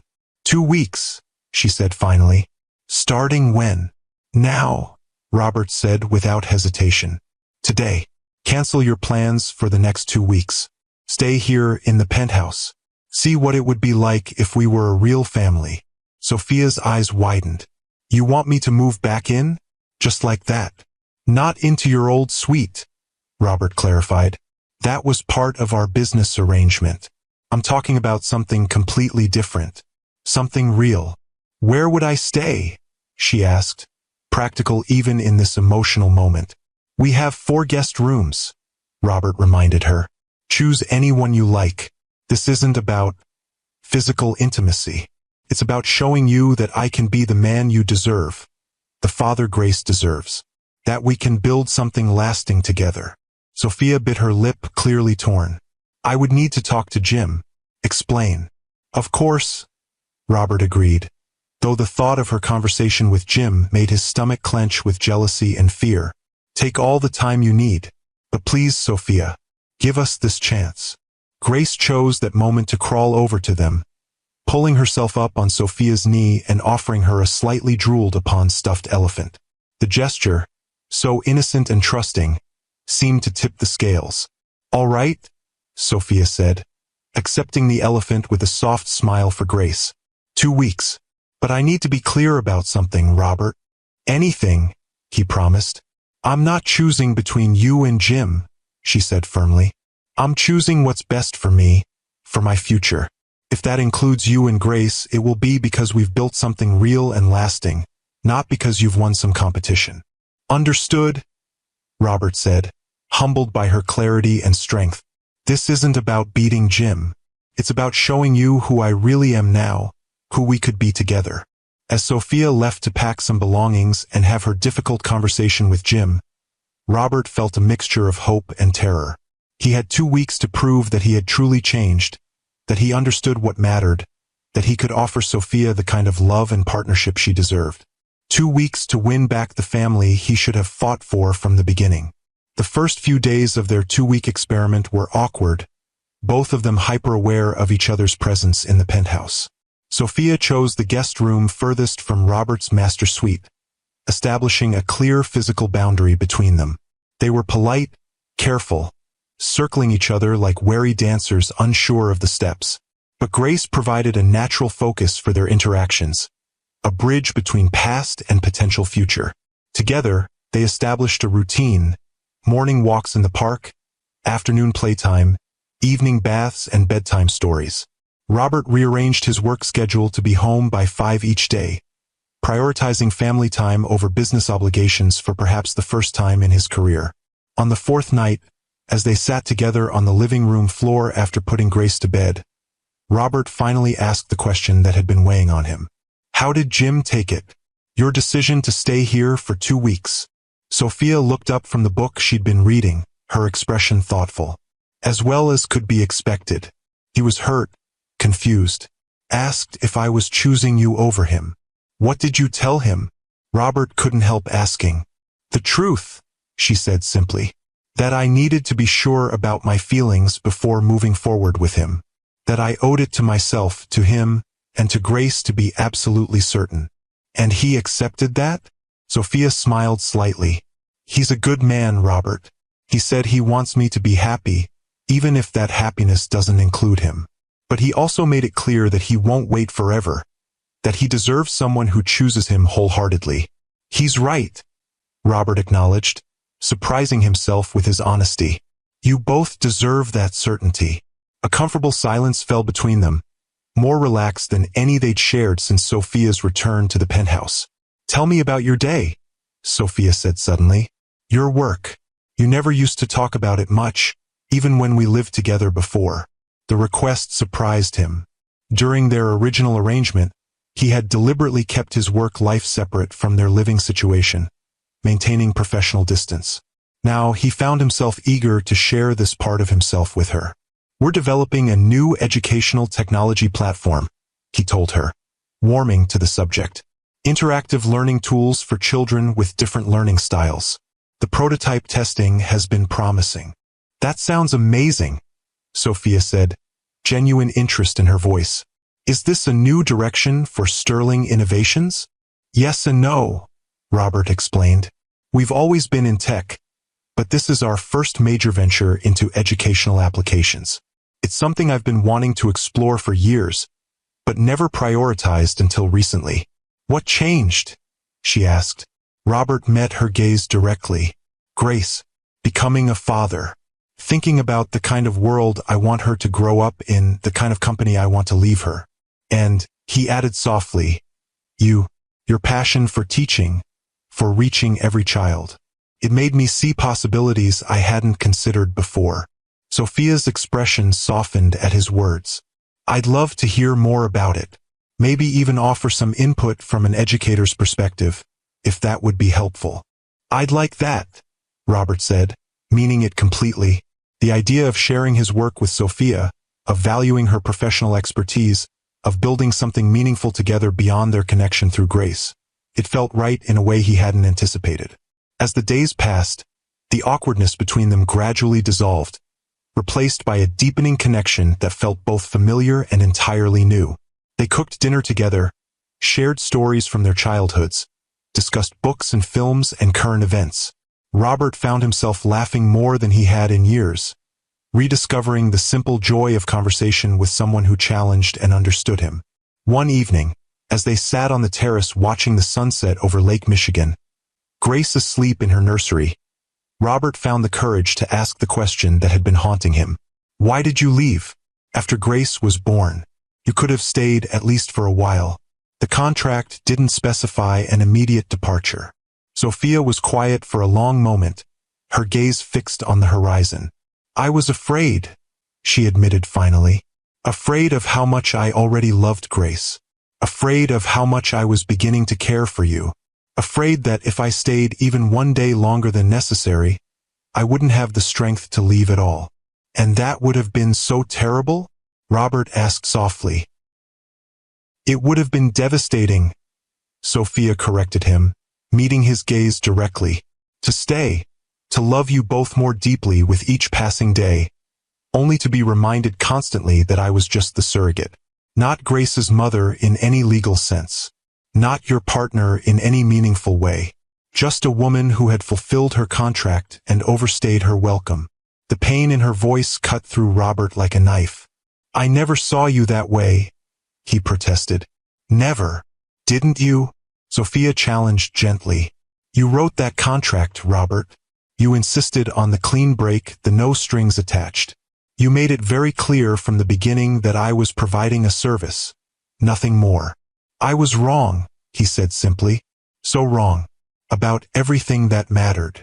Sophia's expression softened at his admission. We both made choices based on what we thought we needed at the time. I needed the money for my mother's medical bills. You needed an heir without emotional complications. Neither of us expected this. This, Robert prompted, needing to hear her define what had grown between them. This connection, she said softly. This feeling that somehow, despite everything, we became a family. The word family hung between them, precious and fragile. Robert reached across the space separating them, taking Sophia's hand in his. She didn't pull away. We are a family, he said, his voice rough with emotion. The three of us. If you want us to be. Sophia's fingers tightened around his, but she didn't answer. Not yet. And Robert understood that after everything, she needed more than words. She needed time, certainty, proof that what he offered was real and lasting. As their 2 weeks together neared its end, Robert planned one final gesture to show Sophia exactly what she meant to him, what kind of future they could build together. While she took Grace for her regular checkup with the pediatrician, he set his plan in motion, making calls, arranging details, ensuring everything would be perfect. When Sophia returned with Grace that afternoon, Robert was waiting in the living room, dressed more casually than she was accustomed to seeing him. Jeans and a simple button-down shirt rather than his usual business attire. How was the appointment? He asked, taking Grace from her arms and kissing his daughter's chubby cheek. Perfect, Sophia reported with a proud smile. Dr. Chun says she's developing right on schedule. Her weight and height are excellent, and she's hitting all her milestones. That's our girl, Robert said. The casual are no longer feeling strange or forced. It was simply the truth. Grace was theirs in heart if not in legal documentation. I have a surprise for you both. Can you be ready to leave in 30 minutes? Sophia raised an eyebrow, intrigued. Leave for where? It's a surprise, Robert repeated with a smile. Dress comfortably. We'll be outdoors. 30 minutes later, they were in Robert's car, Grace securely fastened in her car seat, heading north out of the city. Sophia watched the urban landscape give way to suburbs, then to more rural scenery, curiosity evident in her expression. Are you kidnapping us? She teased as they turned onto a country road lined with mature trees. Maybe, Robert replied with a smile. Would that be so terrible? Depends on the accommodations, she shot back, the easy banter between them a testament to how far they'd come. Finally, Robert turned down a long driveway that led to a charming farmhouse nestled among ancient oak trees. The house was white with dark green shutters, a wide porch wrapping around the front, flower gardens blooming in a riot of color. Robert, Sophia breathed, taking in the idyllic scene. What is this place? It's a farm that's been in my family for generations, he explained as he parked in front of the house. My grandparents lived here. After they passed, my parents maintained it as a weekend retreat. When they died, it came to me and Catherine. We've kept it up, but neither of us has spent much time here in recent years. He helped Sophia out of the car, then retrieved Grace from her car seat. Together, they walked up the path to the porch, where Robert retrieved a key from under a flower pot. A charmingly old-fashioned gesture that seemed at odds with his usual high-tech security measures. Inside, the house was exactly as Sophia might have imagined a beloved family home would be. Comfortable furniture worn smooth with use, bookshelves filled with well-read volumes, photographs covering the walls. It was the antithesis of Robert's sleek, impersonal penthouse. It's beautiful, Sophia said, turning in a slow circle to take it all in. So warm and inviting. This is where I spent my summers as a boy, Robert told her, setting Grace down on a colorful rug where toys had been thoughtfully arranged. Fishing in the pond with my grandfather, helping my grandmother in her garden, reading for hours on that window seat. Some of my happiest memories were made here. Sophia moved to the wall of photographs, studying the images of a younger Robert. A serious boy with a book, a teenager proudly holding up a fish, a college graduate with his beaming parents. "You look happy," she observed. "More carefree than I would have imagined." "I was," Robert acknowledged, "before ambition and success became my primary focus. Before I convinced myself that control was more important than connection." He joined her at the wall, pointing to a photo of an elderly couple on the porch. "My grandparents, married 62 years. They taught me what real partnership looks like, though it took me far too long to appreciate the lesson." Sophia turned to him, understanding dawning in her eyes. "Why did you bring us here, Robert?" "Because this is who I really am," he said simply. "Not the CEO in the penthouse with the prenuptial agreements and surrogate contracts. This place, these memories, this is my foundation, my true self. And I wanted you to see it, to understand where I come from and who I want to be again." He took her hand, leading her through the house to the kitchen, where a picnic basket sat on the old wooden table. "I thought we could have lunch by the pond. This Grace's first visit to her family home. We should make it special." The casual reference to family home wasn't lost on Sophia. Her eyes searched his face, looking for any sign of calculation or manipulation. Finding none, she nodded. "That sounds perfect." They spent the afternoon by the pond, spreading a blanket under a massive oak tree, watching Grace delight in the new sensations of grass between her fingers and dappled sunlight through the leaves. They talked easily, sharing memories and hopes, the conversation flowing naturally between past and future. As the sun began to lower in the sky, casting golden light across the water, Robert knew it was time for the final part of his plan. He reached into the picnic basket and retrieved a small velvet box. "Sophia," he began, his voice steady despite the thundering of his heart. "These past 2 weeks have shown me what our life could be together. But this place, this farm, has reminded me of who I truly am, who I want to be for you and for Grace." He opened the velvet box, revealing not a ring as might be expected, but a small golden key. "This isn't a proposal," he clarified, seeing the surprise in her eyes. "Not yet. That would be presumptuous after everything we've been through. This is a promise and an invitation." He held out the key to her. "This farm has been in my family for generations. I've had the deed modified to include your name alongside mine and Grace's. No matter what you decide about us, about our future together, this place will always belong to you too. A home where Grace can grow up knowing her roots, where you will always have a place that's truly yours." Sophia stared at the key, then at Robert, her eyes wide with disbelief. "You're giving me part ownership of your family home? Why?" "Because you are family," he said simply. "You're Grace's mother in every way that matters. And because I want you to know that this isn't conditional on your feelings for me. It's yours, regardless of whether you choose a future with me or with Jim or on your own." Tears filled Sophia's eyes as she understood the magnitude of what he was offering. Not just property, but unconditional acceptance. Recognition of her place in Grace's life that went beyond legal documents or temporary arrangements. "There's more," Robert continued, setting the key in her palm and closing her fingers around it. "I've had my lawyers draw up adoption papers. If you want, you can legally become Grace's mother. Again, this isn't conditional on anything else. It's simply recognizing what's already true in our hearts." A tear slipped down Sophia's cheek. "Robert, I don't know what to say." "You don't have to say anything right now," he assured her. "These past 2 weeks were about showing you what's possible, not pressuring you into a decision. Take all the time you need." Grace crawled over to them then, pulling herself up on Sophia's knee and babbling happily, oblivious to the emotional moment unfolding between the adults. Sophia gathered her close, pressing a kiss to her dark curls. "And what about us?" she asked softly, meeting Robert's gaze over their daughter's head. "What are you offering there?" "Everything," he said without hesitation. "My heart, my trust, my future. A true partnership, not a business arrangement. The chance to build something lasting together. A family, a home, a life. but only if that's what you want to.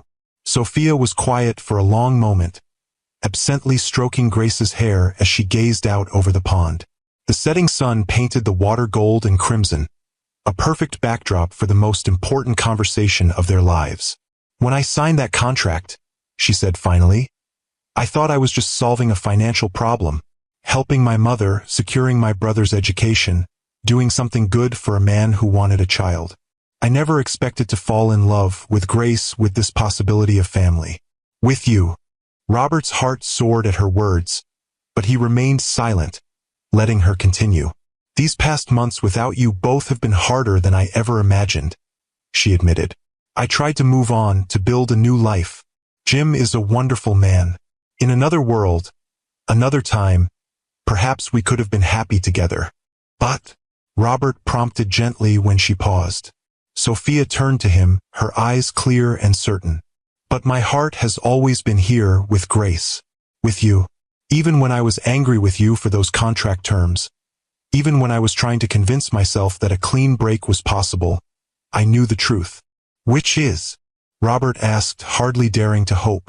"That we're already a family," she said simply. "We have been since that first ultrasound when we heard Grace's heartbeat together. Everything since then, the contract, the separation, even these past 2 weeks, has just been us figuring out how to accept what was already true." Robert reached for her hand, his fingers intertwining with hers. "Does that mean?" "It means yes," Sophia said, a smile breaking through her tears. "Yes to the adoption papers. Yes to this farm. Yes to us building a life together, not because of a contract or an arrangement, but because it's what we all need. What we all deserve." Relief and joy washed over Robert in equal measure. He leaned forward, his free hand gently cupping Sophia's cheek. "May I?" he whispered. Her answer was to close the distance between them, her lips meeting his in a kiss that felt like coming home after a long journey. Grace giggled between them, patting their faces with her tiny hands as if blessing their union. When they finally broke apart, Robert rested his forehead against Sophia's, unwilling to move too far from her. "I love you," he said softly. "I should have told you months ago, before Grace was born, before you left. I was a coward, hiding behind contracts and clean breaks because I was afraid of losing someone I loved again. And now," Sophia asked, her eyes searching his. "Now I know that loving someone means taking that risk," he said. "That real family isn't about control or perfect arrangements. It's about choosing each other every day, through all the messiness and uncertainty of life." Sophia smiled, the expression transforming her already beautiful face into something radiant. "I love you too, Robert Sterling, despite your contracts and control issues and corporate CEO facade." "I deserve that," he acknowledged with a rueful smile. "But I'm working on it." "Yes, you are," she agreed, kissing him again briefly. "And that's why I'm choosing you, because the man you're becoming is even more impressive than the empire you've built." As the sun set over the pond, casting long shadows across the grass, the three of them remained on the blanket, Grace now dozing between them, their hands still linked, the golden key to their shared future glinting in the fading light. "There's one more thing," Robert said after a comfortable silence. "I need to call Catherine and tell her she was right. She's never going to let me hear the end of it." Sophia laughed, the sound carrying across the water like music. "Some things are worth a little sisterly gloating." "You're worth everything," Robert replied, his voice sincere despite the lightness of the moment. "The gloating, the risk, the vulnerability. Everything." As darkness fell, they gathered their sleeping daughter and their picnic things, walking hand in hand back to the farmhouse that would become their weekend home, their retreat from the city, the place where Grace would learn to swim and ride a bike and climb trees. The contract that had brought them together was long forgotten, replaced by something far more binding and meaningful. A family built not on legal terms and conditions, but on love, trust, and the courage to choose each other, strings and all. 6 months later, on a perfect summer day, Sophia Anderson became Sophia Sterling in a simple ceremony on the farm. Grace, now walking and babbling a few recognizable words, served as their flower girl, toddling down the aisle with assistance from Catherine. Jim Whittaker attended with his daughter Emma, his genuine good wishes for the couple a testament to his character. He had found his own happiness with a fellow doctor at the hospital, proving that sometimes letting go of one possibility opens the door to another. As Robert and Sophia exchanged vows under the ancient oak tree by the pond, the words they spoke were not about ownership or control, but about partnership and growth, about building a family based on love rather than obligation. From a contract to a covenant, Robert said in his vows, his voice carrying across the assembled guests. From no strings attached to bound together by choice. You've taught me that the most precious things in life can't be controlled or purchased. They can only be given freely, received gratefully, and cherished completely. Sophia, radiant in a simple lace gown, squeezed his hands as she responded. You offered me a business arrangement, but what we found was a family, a home, a love that transcends legal documents and careful terms. I choose you, Robert Sterling, not because of what you can provide, but because of who you are and who we become together. As they sealed their vows with a kiss, Grace clapped her hands in delight, recognizing on some instinctive level that her family, once fragmented by contracts and fear, was now whole, bound together not by legal obligation but by the strongest ties of all, love, freely given and joyfully received. Sometimes the greatest love stories begin in the most unlikely ways. What matters isn't how a relationship starts, but how both people grow, learn, and choose each other day after day. True love isn't about perfect beginnings. It's about having the courage to tear up the contract, throw away the rulebook, and write your own story together. If this story touched your heart, please like, subscribe, and share it with a sister who needs to be reminded that it's never too late to rewrite your own love story.